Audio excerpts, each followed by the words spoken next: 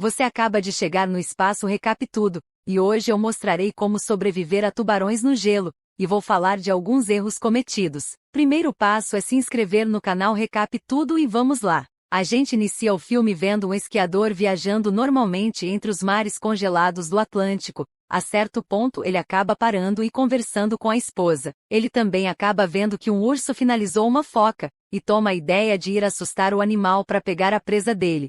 Digamos que não é uma boa ideia levando em consideração o tamanho desse animal, mas para sorte dele o inesperado acontece. E o grande urso não estava mais ali e era só pegar a foca e correr pro abraço. Bom, isso que ele pensou, mas na verdade o urso não tinha saído, e sim sido capturado. E logo uma enorme força vem e puxa o trenó dele, e nessa hora não tinha muito o que fazer, só ir jogar no Vasco mesmo. Em paralelo a isso, vemos Alex, e outro protagonista que vamos chamar de Luiz, que estão conversando sobre o drone aquático, e como ele pode solucionar dados à pesquisa. Na sala do lado, também vemos Mirella que está trabalhando no controle do drone aquático e Pietro que está aproveitando o tempo livre para dar em cima dela. Ela dá logo um fora nele, e sobe para os andares de controle. Lá conhecemos os outros protagonistas, Semen, Mário, Maria. Semen logo mostra um desconforto, e quando questionado ele fala que o sistema está transmitindo dados errados. Mário instrui ele a reiniciar, mas nada funciona, então ele decide ir pessoalmente lá para ver o que está acontecendo. E bom, sabemos que a próxima tempestade só vai chegar em 12 horas.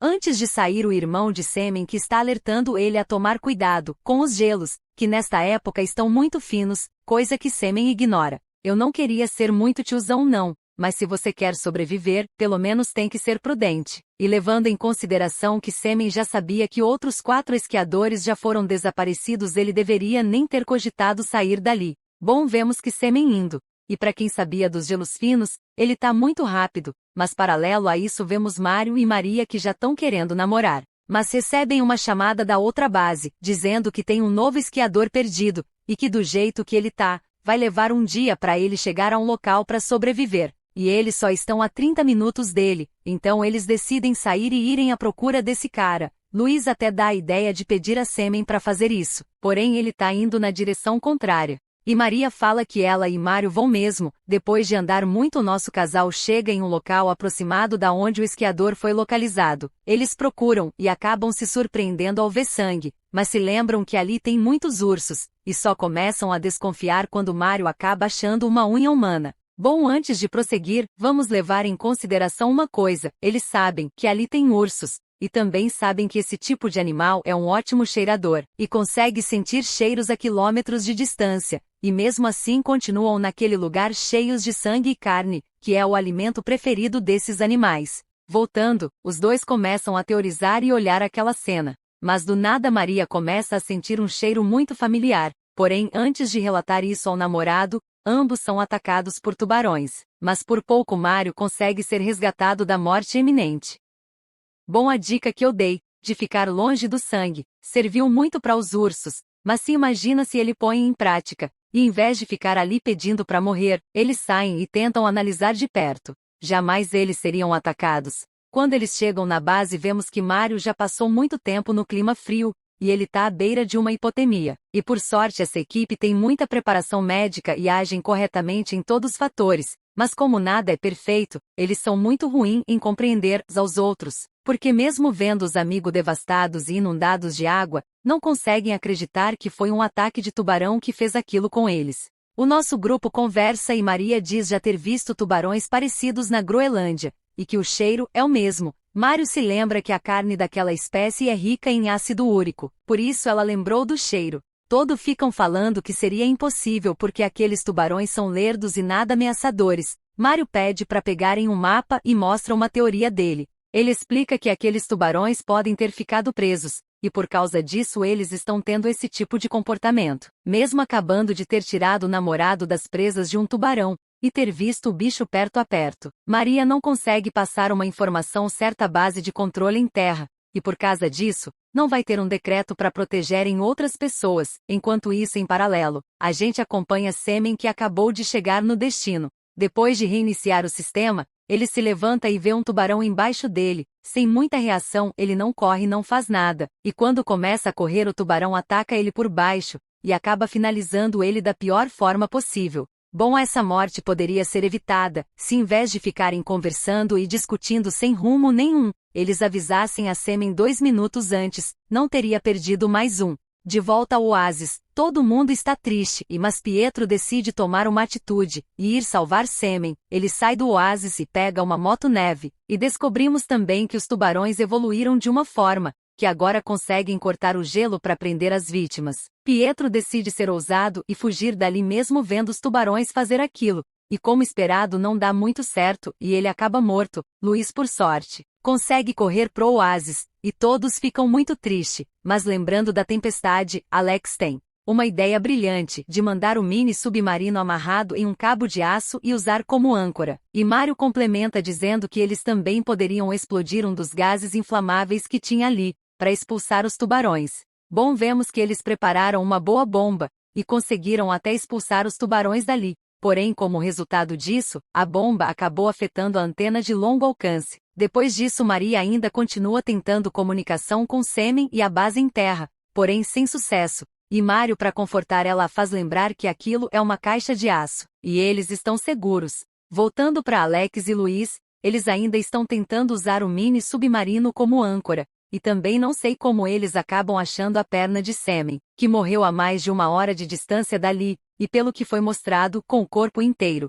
Vamos recapitular aqui, eles estão sem comunicação e ilhados agora por pura burrice, já que eles têm um comunicador de emergência e já perderam 2 tripulantes, e não chamaram o navio de ajuda, mas eu não sei o que eles pensam. E outra perda da antena de longa distância foi por pura ignorância, já que Maria tinha avisado que aquilo ia causar danos graves, mas ninguém deu ouvidos. Também tá faltando uma liderança para resolver esse tipos de situações. Voltando, infelizmente o plano de usar o submarino não deu certo, e um tubarão conseguiu destruir, e para piorar, quando Alex foi mexer com os cabos, acabou sendo puxada para dentro do mar, e acaba de assinar um contrato com a categoria de base do Vascão. Como toda situação ruim pode piorar, vemos também que o compartimento que eles estão começou a alagar, e agora todo mundo está em apuros, e com já estava ruim, e depois ficou mais ruim, agora vai piorar, porque entrou um tubarão dentro do compartimento. Alex e Luiz pensam em várias coisas, e até pegam uma pistola,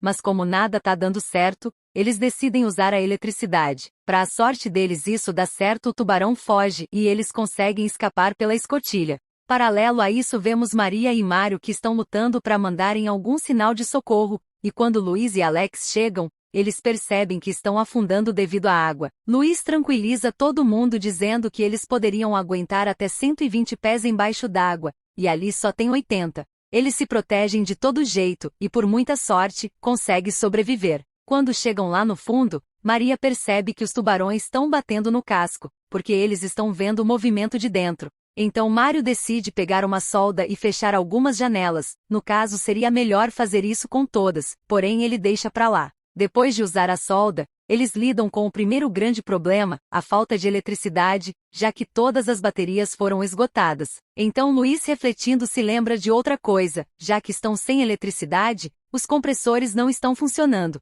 e eles só têm um resto de oxigênio do ambiente. Todos ficam desesperados. Alex começa a soltar várias ideias sem nexo, e novamente Luiz tem uma ideia genial e muito arriscada. Ele decide descer e conectar a parte superior com as baterias do compartimento inferior. Todos ficam preocupados como que ele voltaria, e ele explica que poderia esvaziar o compartimento e entrar por ele. E bom, ele faz tudo isso e consegue dar um tempo a mais para todo mundo. Depois disso e de conversar muito, Luiz chama Alex para irem no estoque de cargas e tentarem achar equipamentos de mergulho para todo mundo. E enquanto procuravam, Mário chega, e diz que teve a ideia de usar os cabos para subirem o comunicador de emergência e alertarem alguns navios próximo. E bom, sabemos que essa missão ficou pro nosso guerreiro de sempre, Luiz. Bom, ele sai e consegue até levar o cabo até a superfície, mas por muito azar os tubarões destrói tudo, e Luiz volta muito triste porque ele acabou de desperdiçar a última chance que tinham de fugir.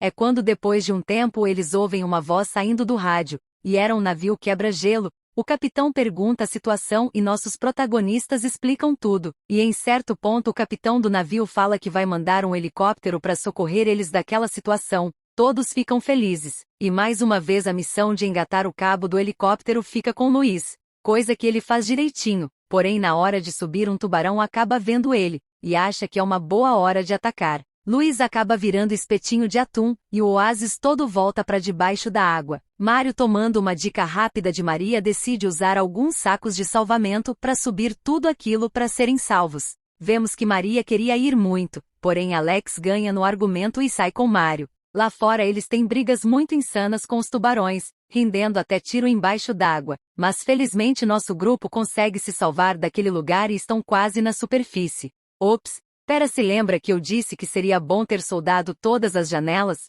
Então, agora enquanto estavam quase fugindo, um tubarão ataca bem a janela que Maria tava e ela tem uma briga muito intensa com ele, mas para felicidade dela, eles já estavam na superfície, e agora era só sair dali que dava tudo certo. Só que não, o que ninguém sabia é que aquele tubarão é forte o suficiente para aguentar minutos fora d'água para caçar uma presa, e naquele momento ele estava vivo. Mário, usando de todo o heroísmo dele, consegue fazer uma manobra e pegar uma arma que tinha deixado cair, e atira em um duto de gás para mandar o tubarão longe. Bom, rapaziada, esse foi o recap de hoje. Não deu para fazer muita coisa porque esse filme é de muito baixo orçamento, e traz uma história muito ruim. E se você gostaram do vídeo, se inscreve aí. Se não gostarem, deixe seu comentário para mais pessoas não gostarem junto.